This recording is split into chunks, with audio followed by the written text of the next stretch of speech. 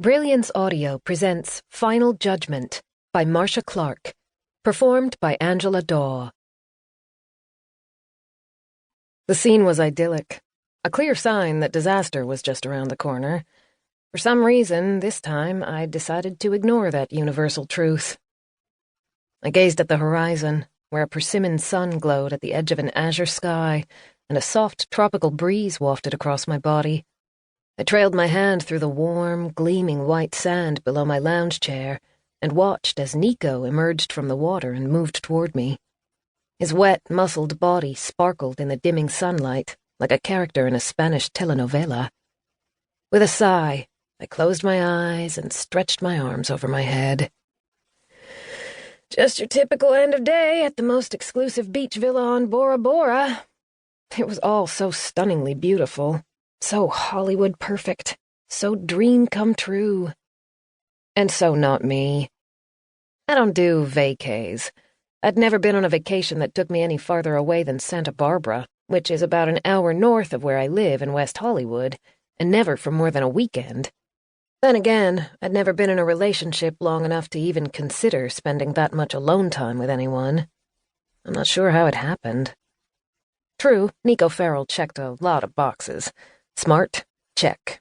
Funny? Check. Ambitious? Check. Gorgeous? Check.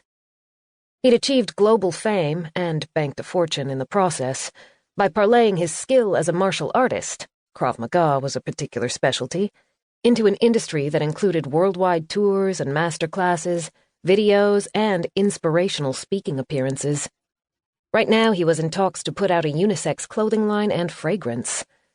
Some people are just born with that combination of charisma, brains, good looks, and drive. To put it mildly, this was definitely not my type. Generally speaking, I'm drawn to the kind of guy your friends, in my case my bestie Michelle, warn you about. The guy who seems like a great catch until you find out he's either living off an ex-wife, living with an ex-wife, or living with the wife he just claimed was an ex. The kind of guy who gives your friends the golden opportunity to say, "I told you so." I met Niko 3 years ago, after a long, self-imposed dry spell. I decided that romance just wasn't my forte. At that point, he was still teaching locally, and his career was just starting to take off.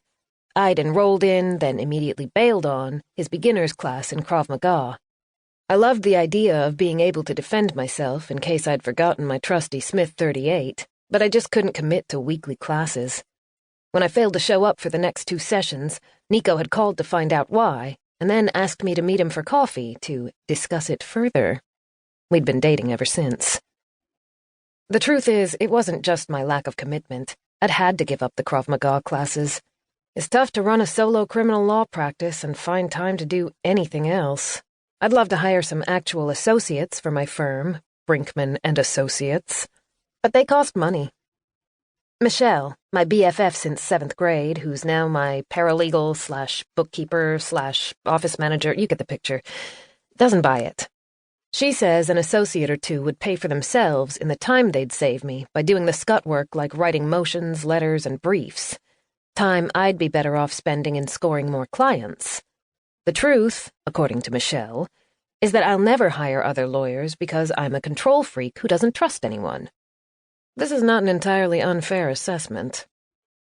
The only other member of Brinkman and Associates is Alex Medrano, my investigator, and former client. Alex got busted for liberating a couple of top-of-the-line BMWs for the dealership where he was working as a salesman. He managed to hack into the dealership's database and sell the cars to 2 fictitious buyers who conveniently asked that he deliver them himself. Alex's skill with computers is nothing less than magic. Seriously, the man's an artist. It was a sheer fluke that the cops caught him. I managed to get him a deal with straight probation on the condition he'd show the dealership how he'd done it. And then I'd hired him. It was one of the smartest moves I'd ever made. After going through 16 of your typical ex-cop burnout case investigators, I'd landed someone who was a natural and an amazing hacker. Doesn't get much handier than that. We were a small but mighty trio,